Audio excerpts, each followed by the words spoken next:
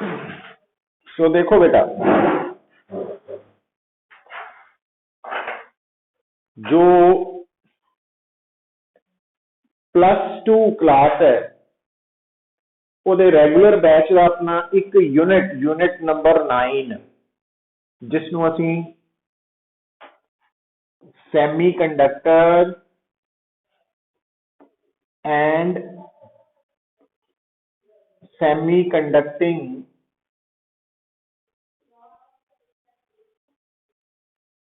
Devices दे under discuss करना वा। ठीक है, तो इस टॉपिक के बारे आप आज थोड़ी जी गल करनी है। सो देखो बेटा, एक्चुअली तुसी डेली लाइफ दे विच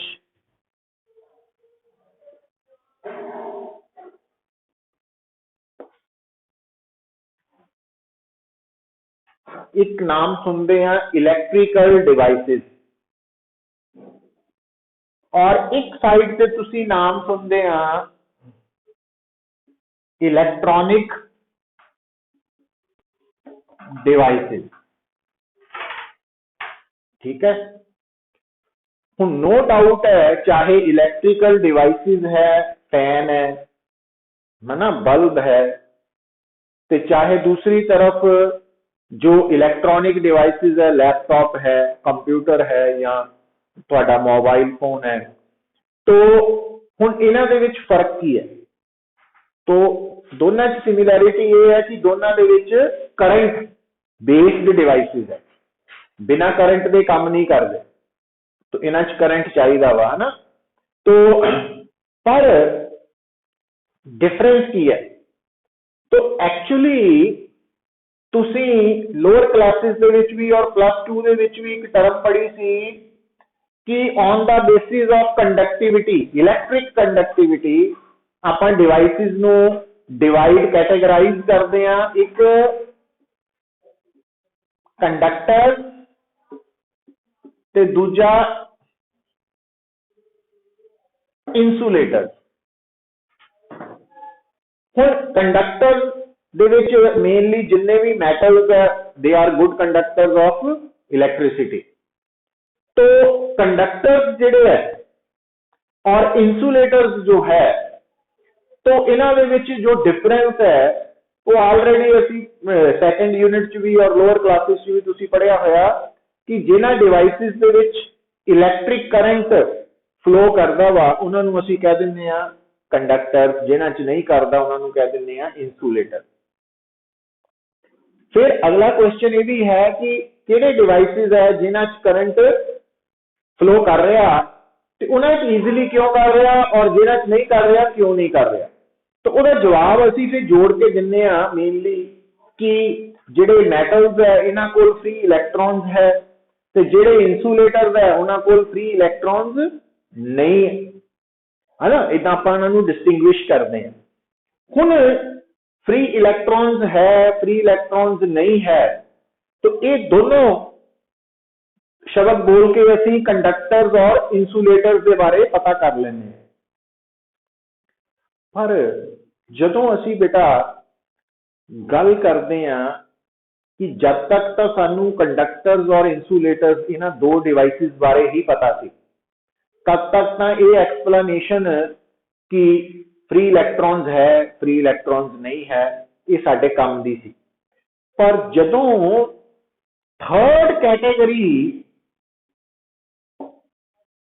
सैमी कंडक्टर्स दे बारे स्टडी की गई, तो हुण सैमी कंडक्टर जो थर्ड कैटेगरी है वो कित्थों आ गई या किद्दां आ गई, या इहदी एक्सप्लेनेशन एग्जिस्टेंस भी किद्दां कर सकते हैं? हुण जे तां तुसीं कहने आ कि जिस डिवाइस कोल करंट है ना, जिस डिवाइस च करंट पास करदा वा वो कंडक्टर है, तो सैमी कंडक्टर्स दे विच भी करंट पास करदा वा, तो फिर वो कैटेगरी किद्दां बनाई गई? जे आपां कहने आ कि जिन्हां कोल फ्री इलैक्ट्रॉन्स नहीं है वो इंसुलेटर्स है, जिन्हां कोल फ्री इलैक्ट्रॉन्स है वो कंडक्टर्स है, तो तां फिर तीसरी कैटेगरी कित्थों आ गई? तो इस सारी अंडरस्टैंडिंग लई असीं ये टॉपिक पढ़ रहे हैं। तो देखो कंडक्टर्स, इंसुलेटर्स और सैमी कंडक्टर्स, ये 3 कैटेगरीज है ਆਪਾਂ सबस्टांसिस ਨੂੰ कैटेगराइज ਕੀਤਾ ਹੋਇਆ on the basis of their conductivity. तो जिन्हां मटीरियल्स की कंडक्टिविटी वेरी हाई है वो है कंडक्टर, जिन्हां की कंडक्टिविटी वेरी लो है वो है इंसुलेटर, ते जिन्हां की कंडक्टिविटी मॉडरेट है, इन बिटवीन है, वो है सैमी कंडक्टर। और रेजिस्टिविटी च भी इदां ही दस सकते, उल्टी हुंदी है रेजिस्टिविटी कंडक्टिविटी का। जिन्हां की रेजिस्टिविटी वेरी हाई है इंसुलेटर, जिन्हां की रेजिस्टिविटी वेरी लो है कंडक्टर, ते जिन्हां की रेजिस्टिविटी इन बिटवीन है वो है सैमी कंडक्टर। पर हुण जिहड़ी गल करन लगे सी आपां बेटा कि कंडक्टर्स दे विच मेनली सारे मैटल्स ही है ना, बट सैमी कंडक्टर्स दे विच सिलिकॉन, जर्मेनियम, ये 2 मेन सैमी कंडक्टर है। सिलिकॉन, जर्मेनियम, ये 2 सैमी कंडक्टर। हुण इन्हां दे बिहेवियर नूं आपां समझण दे लई जिहड़ा फ्री इलैक्ट्रॉन मॉडल है वो एप्लीकेबल नहीं होएगा, क्योंकि पहला भी मैं दस्सिया कि फ्री इलैक्ट्रॉन मॉडल कहता जिन्हां कोल फ्री इलैक्ट्रॉन्स है वो कंडक्टर्स है, जिन्हां कोल नहीं है वो इंसुलेटर्स है। तो सैमी कंडक्टर की एक्सप्लेनेशन इस मॉडल तो नहीं डिवेलप होती, तो उहदे लई सानू एक अलग थ्योरी बारे समझना पड़ेगा। उसनूं असीं बेटा बोलते हैं बैंड थ्योरी ऑफ सॉलिड। हुण ये वर्ड जिहड़ा वा ना, मजेदार गल की है देखो कि जिन्ने भी सैमी कंडक्टर्स है वो सॉलिड फॉर्म च ही हुंदे, मतलब गैसेस या लिक्विड्स ये कभी भी सैमी कंडक्टर्स नहीं हो सकते। और दूसरी गल कि जदों असीं सॉलिड्स की गल करते हैं, जिन्ने भी सॉलिड्स है उन्होंने भी असीं फर्दर 2 कैटेगरीज दे विच डिवाइड करते हैं, क्रिस्टलाइन सबस्टांसिस ते दूसरे हुंदे आ अमॉर्फस सबस्टांसिस। जिहड़े क्रिस्टलाइन सबस्टांसिस है उन्हां दे विच तुहानूं पता वा कैमिस्ट्री च पढ़े होने क्रिस्टलाइन सबस्टांसिस की पीरियोडिक अरेंजमेंट हुंदी है ना, ते जिहड़े अमॉर्फस है उन्हां च पीरियोडिक अरेंजमेंट नहीं हुंदी। मतलब जिहड़ी गल तुसीं मोटे तौर पे समझनी है, जाननी है, वो की है कि जो सैमी कंडक्टर्स है वो क्रिस्टलाइन सबस्टांसिस, ठीक है।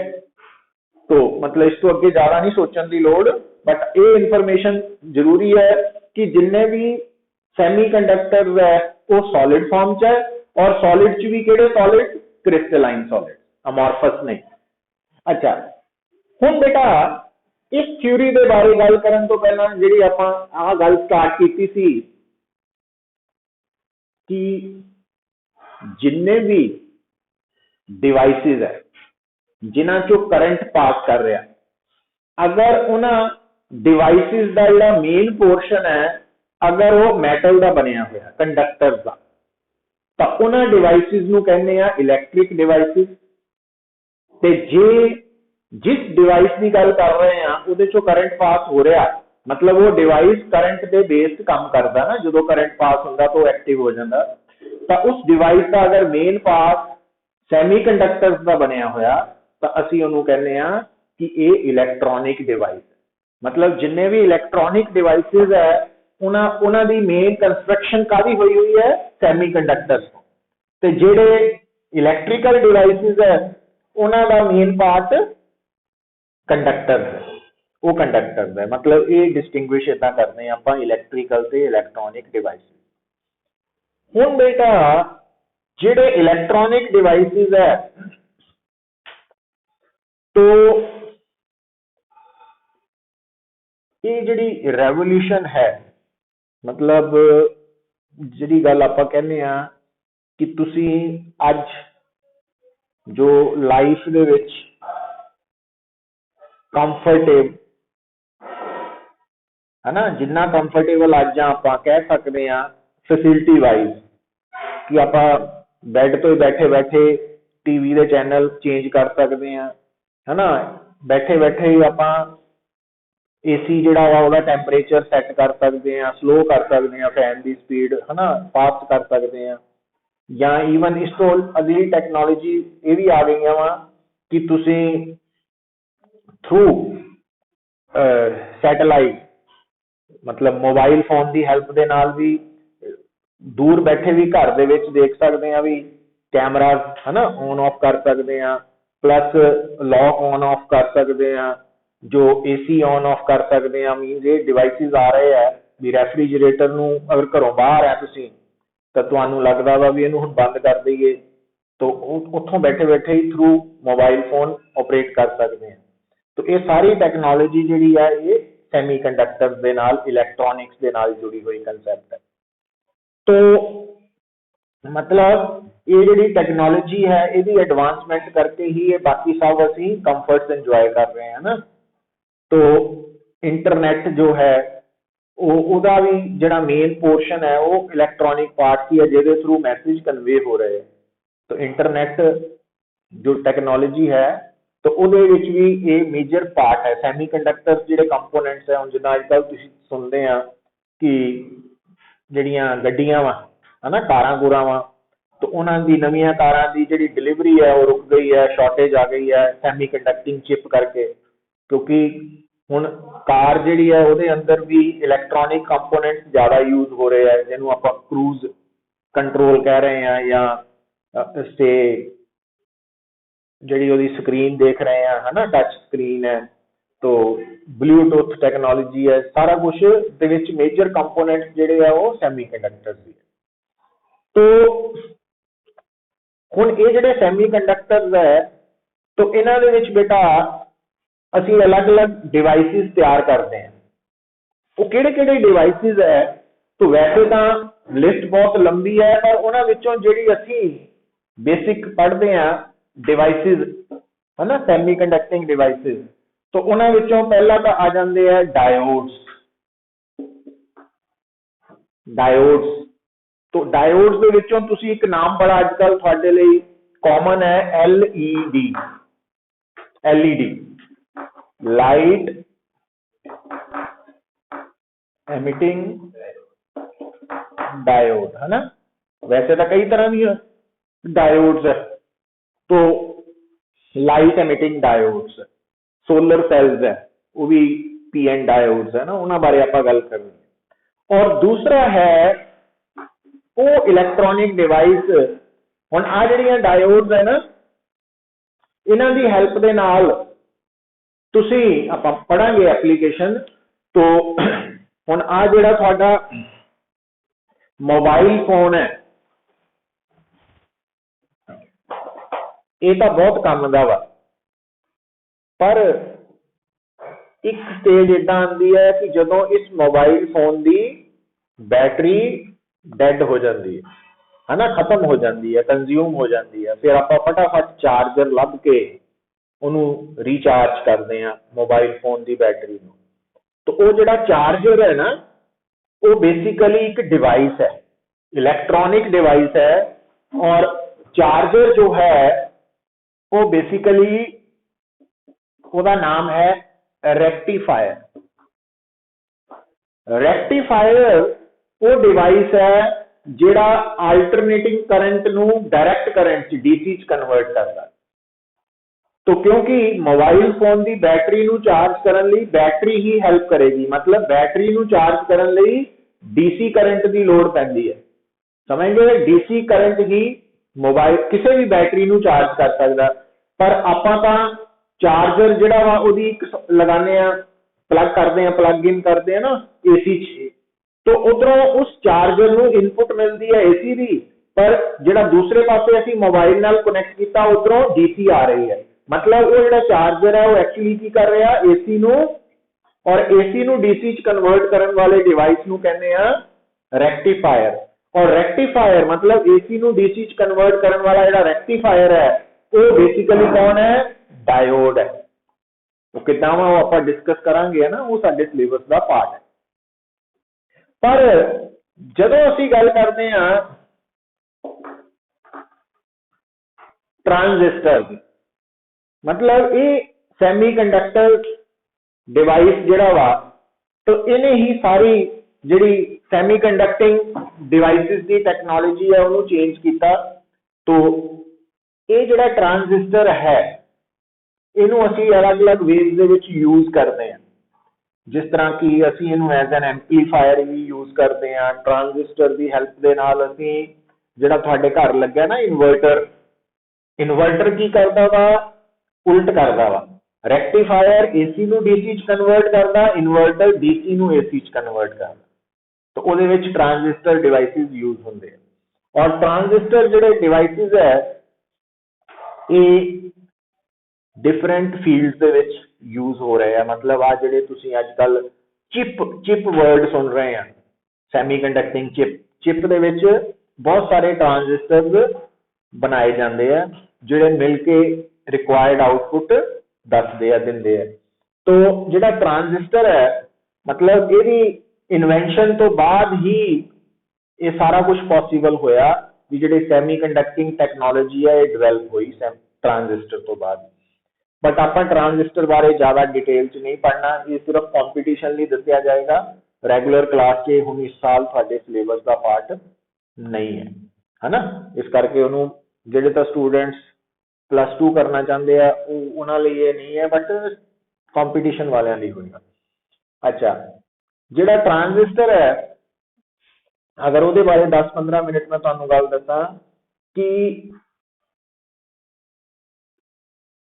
जो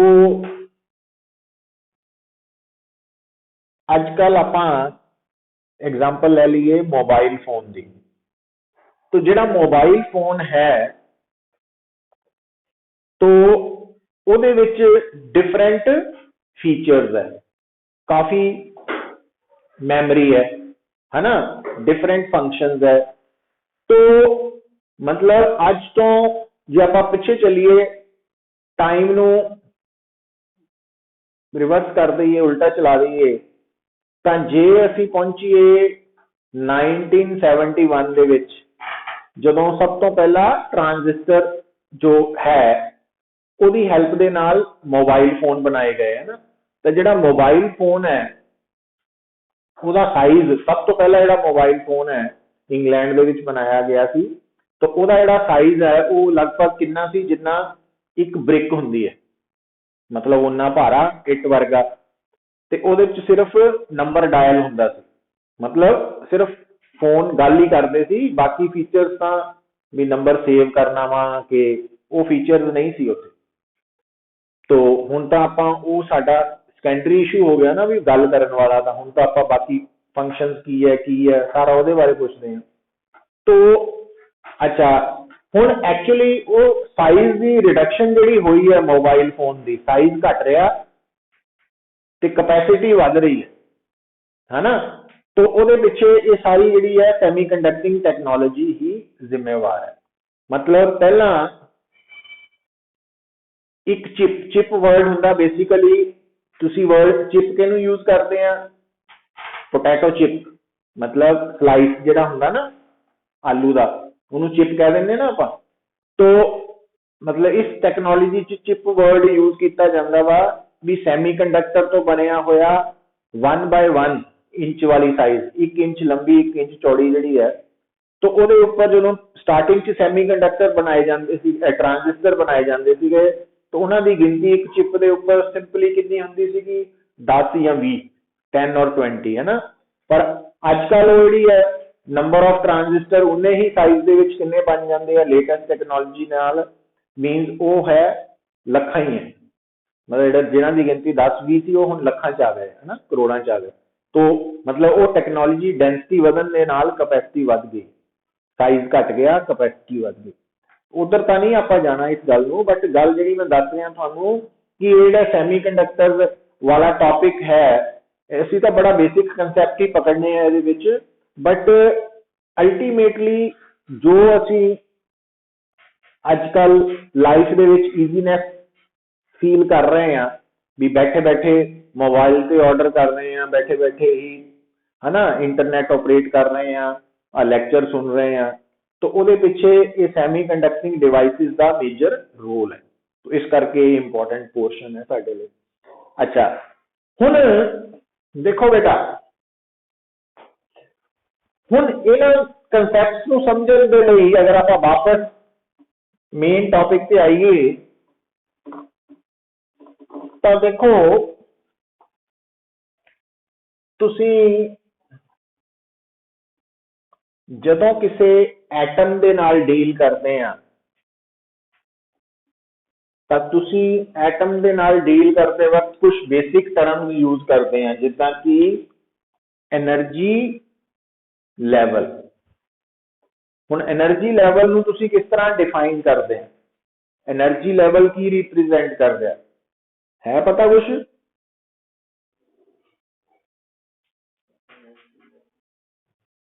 मतलब एनर्जी लैवल बेसिकली किसी भी एटम के अंदर सिस्टम के अंदर की रिप्रेजेंट कर रहा, पर्टिकुलर वैल्यू ऑफ एनर्जी नो, है ना, एक एनर्जी की खास वैल्यू नो रिप्रेजेंट कर रहा। जिदा कि आप अगर एग्जाम्पल ले लीए बोहर मॉडल ऑफ एटम की, तो हाइड्रोजन एटम के अंदर डिफरेंट एनर्जी लैवल की वैल्यू आप फार्मूले तो, है ना, तो ये फार्मूला की दस रहा कि जेड़ा हाइड्रोजन एटम है ਉਹਦੇ अंदर ਜਿਹੜਾ एक इलैक्ट्रॉन एग्जिस्ट कर रहा, ਉਹਦੀ एनर्जी या तो इन्नी होएगी ते या एनर्जी इन्नी होएगी या एनर्जी इन्नी होएगी या एनर्जी एंड सो।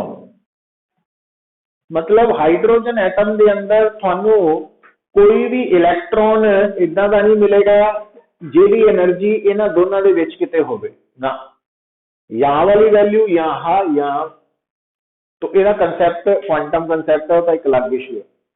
तो हुण जदों असीं कहने हैं कि हाइड्रोजन एटम के अंदर इलैक्ट्रॉन की एनर्जी है -13.6 इलैक्ट्रॉन वोल्ट, तो यह मतलब वो first energy level ground state च। जदों हाइड्रोजन एटम इलैक्ट्रॉन की एनर्जी है इन्नी, तो असीं कहने हैं कि ये इलैक्ट्रॉन फर्स्ट एक्साइटेड स्टेट है या सैकेंड एनर्जी लैवल च, है ना, थर्ड एनर्जी लैवल च second excited state, fourth energy level च थर्ड एक्साइटेड। तो मतलब एनर्जी लैवल बेसिकली की रिप्रेजेंट कर रहा, एक पर्टिकुलर वैल्यू ऑफ एनर्जी नू रिप्रेजेंट कर, स्पेसिफिक वैल्यू पर्टिकुलर वैल्यू नो, है ना, तो उन्होंने एनर्जी लैवल कहते हैं। पर इत्थे एक टर्म आएगी एनर्जी बैंड। जिहड़ा एनर्जी बैंड है वो बेसिकली की रिप्रेजेंट कर रहा, पर्टिकुलर वैल्यू ऑफ एनर्जी नू नहीं, रेंज ऑफ एनर्जी, एनर्जी की रेंज नू रिप्रेजेंट कर रहा एनर्जी बैंड। तो एनर्जी बैंड और एनर्जी लैवल च फर्क आ गया। जिन्ने भी सॉलिड्स है, जिन्ने भी एटम्स है उन्होंने एनर्जी लैवल्स एग्जिस्ट करते हैं, बट जिन्ने भी सॉलिड्स है ना, जिन्ने भी एटम्स है उन्होंने एनर्जी लैवल्स एग्जिस्ट करते हैं, जिन्ने सॉलिड्स है उन्होंने एनर्जी बैंड रिप्रेजेंट करते एग्जिस्ट करते हैं। एनर्जी बैंड की रिप्रेजेंट कर रहा कॉन्टिन्यूअस रेंज ऑफ एनर्जी। तो एनर्जी बैंड उन्होंने असी डायग्राम से इदा रिप्रेजेंट अगर करता भी एनर्जी बैंड है, तो अगर मैं इसे लिखता सपोज -2.5 इलेक्ट्रॉन वोल्ट और ऊपर लिखता -1 इलेक्ट्रॉन वोल्ट, तो यह मतलब ये है कि आ जड़ा एनर्जी बैंड है तो ये अंदर सिर्फ वो इलेक्ट्रॉन्स ही एग्जिस्ट कर सकते हैं जिन्हां दी एनर्जी -2.5 इलेक्ट्रॉन वोल्ट तो -1 इलेक्ट्रॉन वोल्ट तक, मतलब वो सारे तरह के इलेक्ट्रॉन्स इत्थे होंगे। और बेसिकली एनर्जी बैंड है कि अब पुत्र कि डिफरेंट एनर्जी लैवल्स तो बनया होया, और एनर्जी बैंड दे विच जिहड़े एनर्जी लैवल्स है ये इन्ना क्लोजली स्पेस्ड है भी नाल नाल जुड़े हुए है कि आपां इहनूं एक कंटीन्यूअस रेंज ऑफ एनर्जी बोल दिंदे हैं। तो एनर्जी बैंड टर्म जिहड़ी है उहदा मतलब की समझ आना चाहिए थानू कि एक डेफिनेट रेंज ऑफ एनर्जी है, मतलब उस रेंज के अंदर वाले इलैक्ट्रॉन्स एग्जिस्ट करेंगे, उस तो ज्यादा या घट वाले नहीं करेंगे। तो एनर्जी लैवल दसदा वा पर्टिकुलर वैल्यू ऑफ एनर्जी। तो ये दो गल्लां वा जिहड़ियां दिमाग च रखना, ज्यादा डिटेल च जाण दी नहीं लोड़ तुहानू। हुण देखो बेटा, फिर देखियो हुण जदों आपां एनर्जी बैंड की गल कर रहे हैं तो एनर्जी बैंड दा जिहड़ा कंसैप्ट है, हुण जदों असीं इहनूं सॉलिड दे नाल जोड़ रहे हैं तो तुसीं इत्थे नाम सुनोगे एनर्जी बैंड दे, वैलेंस बैंड, कंडक्शन बैंड,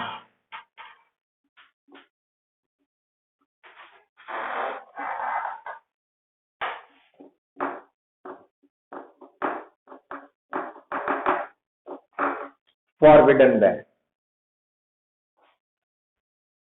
तो जदों आपां ना सैमीकंडक्टर्स दे नाल डील करांगे तो उत्थे valence band, conduction band, forbidden band ये टर्म्स आउणगे। तो हुण जिद्दां तुहानूं मैं दस के हटिया, एनर्जी बैंड बेसिकली की है, एक रेंज ऑफ एनर्जीज नूं रिप्रेजेंट करदा। Valence band, conduction band, forbidden band.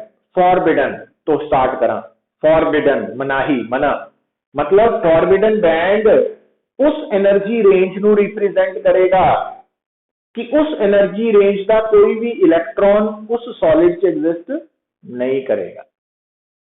तो फॉरबिडन बैंड उस रेंज ऑफ एनर्जी नूं रिप्रेजेंट कर रहा है जिस रेंज का कोई भी इलेक्ट्रॉन उस सॉलिड च एग्जिस्ट नहीं करता।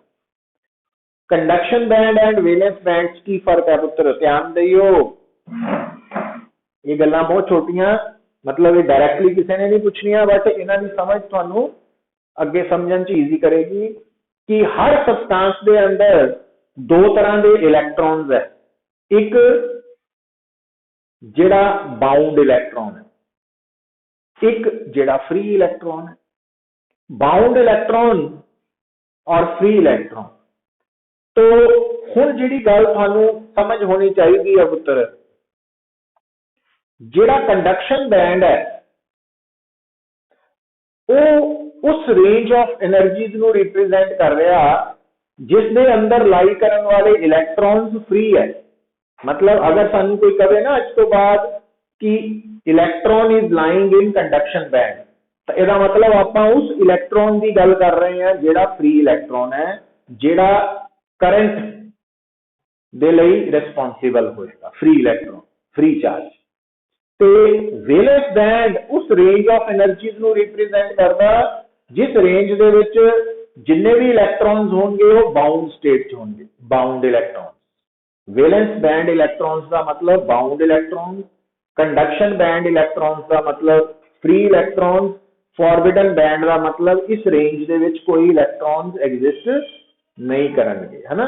ये थोड़ा जिहा ब्रॉडर आइडिया दे रहा थानू मैं कि जदों आपां ये सैमीकंडक्टर का टॉपिक पढ़ांगे इहदे विच एनर्जी बैंड की गल आएगी।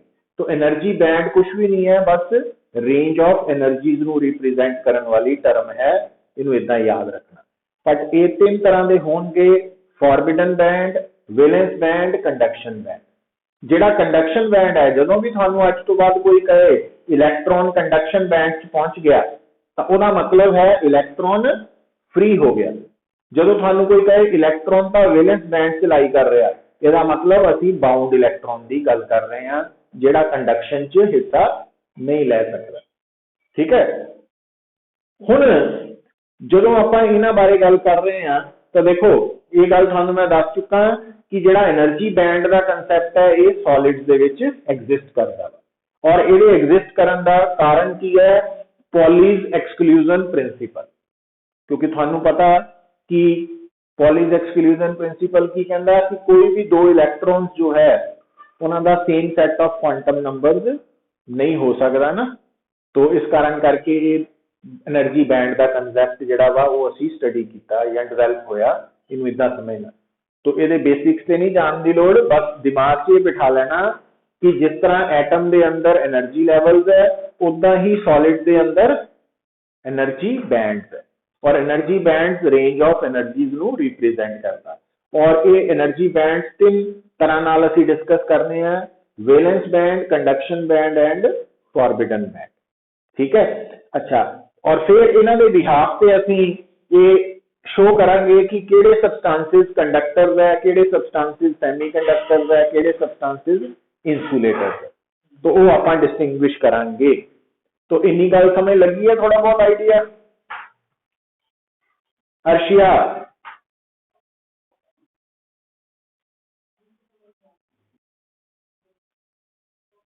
हरजशन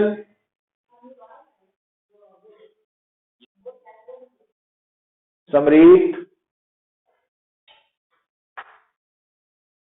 हरमन